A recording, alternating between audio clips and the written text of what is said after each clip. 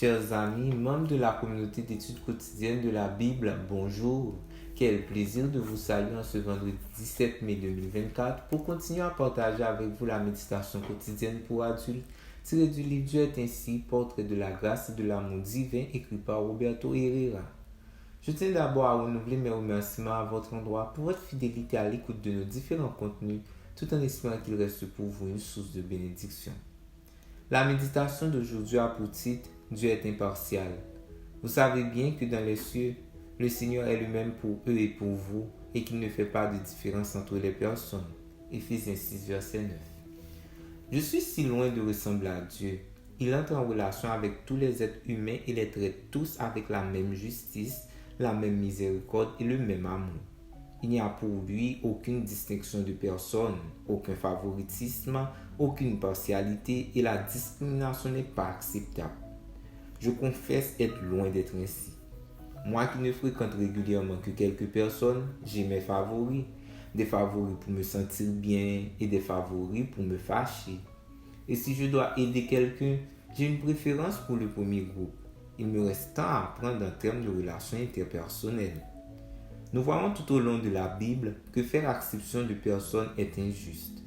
Dieu nous ordonne dans sa parole de traiter tout individu avec justice, sans préférence, quelles que soient ses richesses, sa race, son statut social, son appartenance ou pas à une dénomination religieuse, qu'il nous plaise ou pas, qu'il nous ait considéré ou pas. Notre modèle de comportement est celui de Dieu lui-même qui ne s'arrête pas aux conventions sociales, mais qui a pour tout le monde le même amour et le même respect et qui attend de nous les croyants que nous fassions de même. Dieu ne sait pas discriminer, il ne peut ni ne veut le faire. Il n'est pas possible que quelque chose ou quelqu'un le pousse à se comporter d'une manière différente de ce qu'implique son essence. Quand la Bible nous dit qu'il ne fait exception de personne, elle nous enseigne que c'est sa caractéristique intrinsèque. Il n'y a donc rien que nous puissions faire ou dire pour influencer cette manière de nous traiter. Dieu n'est pas impressionné ni par nos œuvres, ni par nos succès, ni par quelque chose qui pourrait nous faire briller en société. Son traitement envers nous est déterminé par son invariable justice, son infinie miséricorde et son grand amour. Il ne favorise pas les uns tout en défavorisant les autres. Il a donné son Fils pour tous. Et vous, qu'en est-il de votre capacité à entrer en relation sans distinction de personne?